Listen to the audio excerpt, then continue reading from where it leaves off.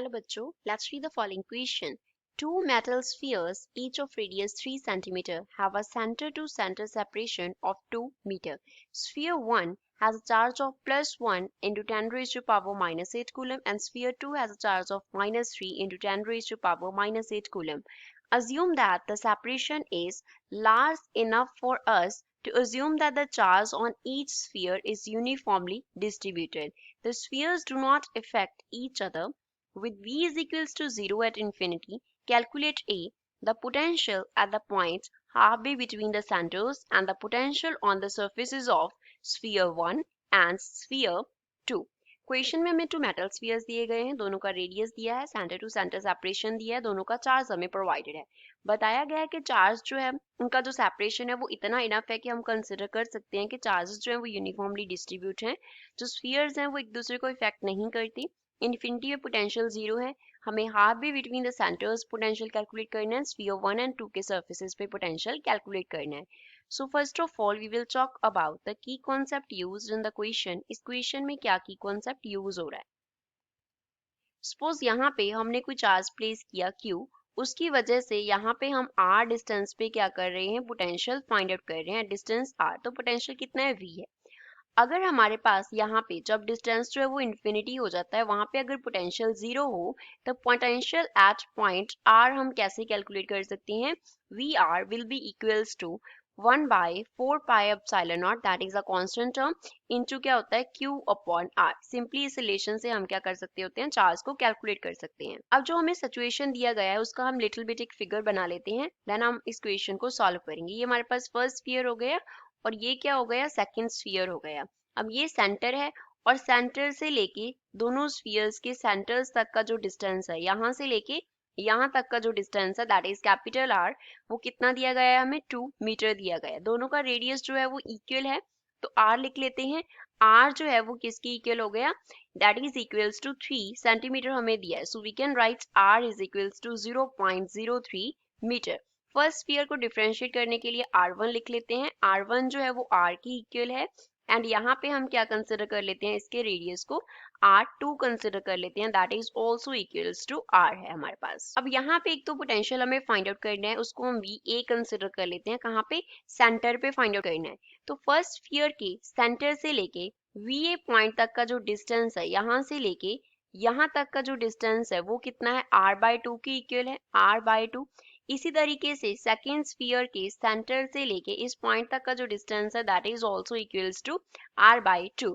तो total potential हम ए part solve कर रहे हैं, तो total potential at point A that is midway point between the two spheres वो कितना होगा, that will be equals to 1 by 4 pi epsilon naught। First sphere की वजह से फर्स्ट स्फीयर पे सपोज जो चार्ज है वो Q1 है, सेकंड पे सपोज चार्ज Q2 है, तो Q1 वाले स्फीयर की वजह से कितना होगा, Q1 अपॉन R/2 हो जाएगा, प्लस दूसरे स्फीयर की वजह से 1 by 4 pi epsilon naught into यहाँ पे आ जाएगा Q2 अपॉन R2/2 हो जाएगा। Q1 जो है वो क्वेश्चन में हमें कितना गिवन है, 1 into 10 raised to power -8 coulomb and Q2 जो है that is given equals to Q2 is given equals to -3 into 10 raised to power -8 coulomb. तो VA जो है वो किसके इक्वल हो जाएगा, 1 by 4 pi epsilon naught into Q1। Q1 कितना है हमारे पास, 10 raised to power -8 अपॉन में R/2 है, R कितना है 2 मीटर, तो 2/2 करेंगे तो 1 हो जाएगा, तो यहाँ पे 1 लिख लेंगे डायरेक्टली। Q2 जो है हमने 1 by 4 pi epsilon naught common निकाल लिया, Q2 का जो वैल्यू है वो कितना है, -3 into 10 raised to power -8 upon में अगेन यहाँ पे क्या आ जाएगा, 1 आ जाएगा। इसको फर्दर सॉल्व करेंगे तो VA will be equals to 1 by 4 pi epsilon naught जो है वो इक्वल होता है किसके, 9 into 10 raised to power 9 के। 10 raised to power 8 -8 हमने कॉमन निकाल लिया, तो फर्स्ट टर्म में रह गया 1 और दूसरे टर्म में रह गया -3, दैट इज -2।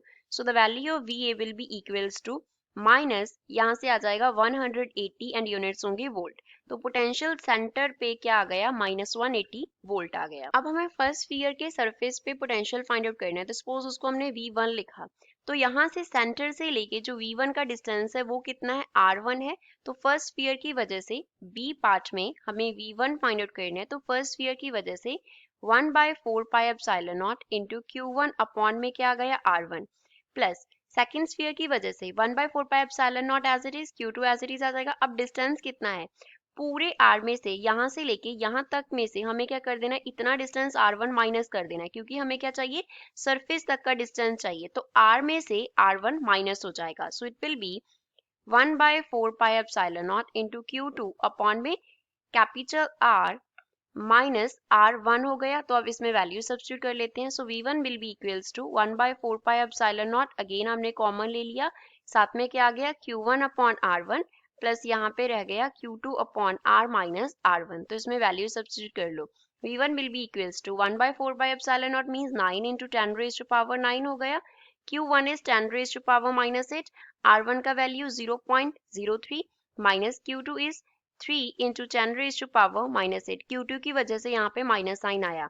R कितना है 2, माइनस में आ गया हमारे पास 0.03। तो इसको सॉल्व करके जो V1 का वैल्यू है वो आ जाएगा 2862.9 वोल्ट, और we can write V1 will be equals to 2863 volt. So this is the value for potential on the surface of the sphere 1। अब सेकंड स्फीयर के सरफेस पे पोटेंशियल फाइंड आउट करना है, तो सपोज उसका वैल्यू V2 है।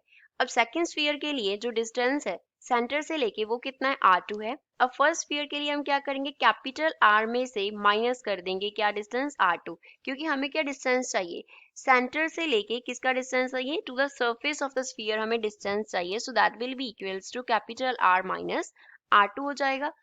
सो जैसे हमने इस क्वेश्चन में सॉल्व किया, that is the part C, so V2 will be equals to 1/4πε0 into यहाँ पे आ गया Q1 अपॉन में R minus R2 plus Q2 upon में क्या आ जाएगा, R2 आ जाएगा। इसमें वैल्यू सब्स्टिट्यूट कर लेते हैं। सो V2 will be equals to 1/4πε0 is 9 into 10 raised to power 9, Q1 is 10 raised to power minus 8 upon में कैपिटल R is 2 माइनस 0.03, यहाँ पे आ गया माइनस का sign, 3 into 10 raise to power minus 8 upon R2 का value 0.03। So from here the value of V2 will be equals to 8954.1 volt, और we can write V2 is equals to minus 8954 volt. So this is final answer for the C part of the question. I hope you understood well. Thanks.